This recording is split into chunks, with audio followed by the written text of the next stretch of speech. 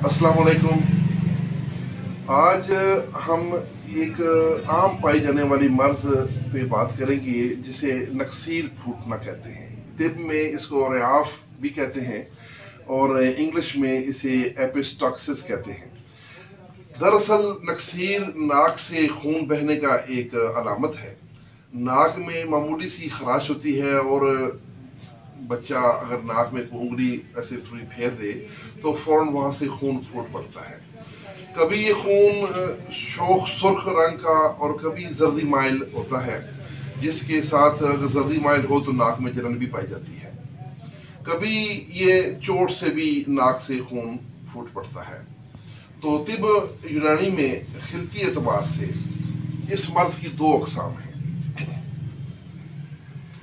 پہلی قسم ہے خشکی کی وجہ سے عضلاتی تحریک کا ہونا، اور دوسری قسم ہے گرمی خشکی کی وجہ سے قشری تحریک کا ہونا۔ تو ان دونوں کے بارے میں الگ الگ میں بتاتا ہوں۔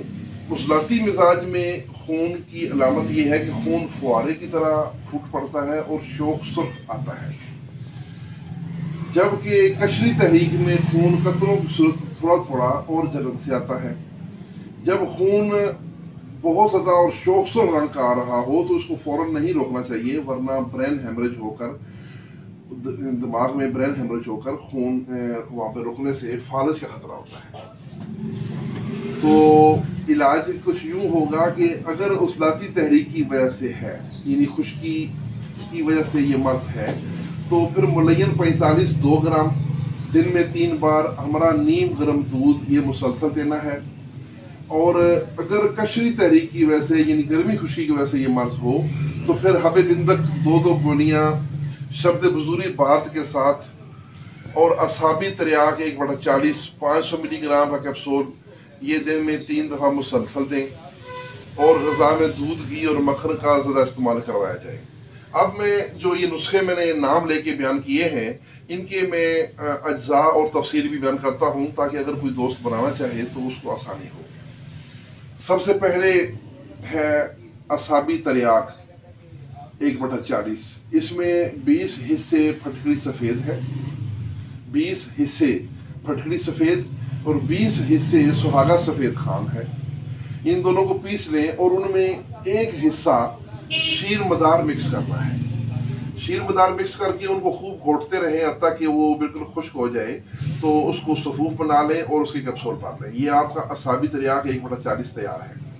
اور حب بندق جو ہے یہ صرف ریٹھے کے چھلکے ہوتے ہیں، ان کو پیس کے ان کے کیپسول بھر لیں 500 ملی والے، یا ان کی 4 رتی کی گولیاں بنا لیں، تو آپ کی یہ حب بندق تیار ہو جائے گی۔ جہاں تک ذکر ہے ملین 45 کا، یہ نسخہ تھوڑا لمبا ہے، نوٹ کر لیں۔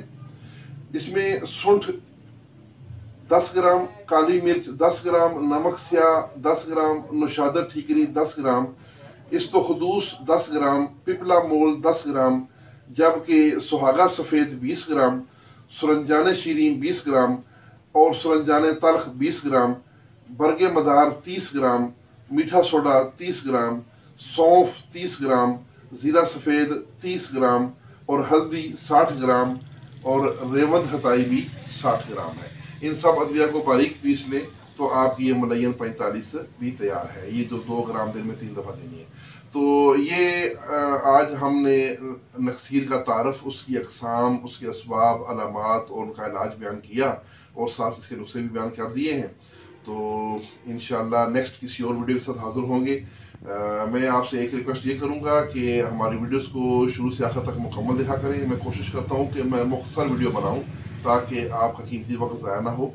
تو ان ویڈیوز سے خود بھی فائدہ اٹھائیں، ہمارے ویڈیوز کو لائک کریں، چینل کو سبسکرائب کریں، اور ویڈیوز کے لنک ہمارے دوسرے دوستوں کو بھی بھجوائیں تاکہ وہ بھی اس سے مستفید ہوں۔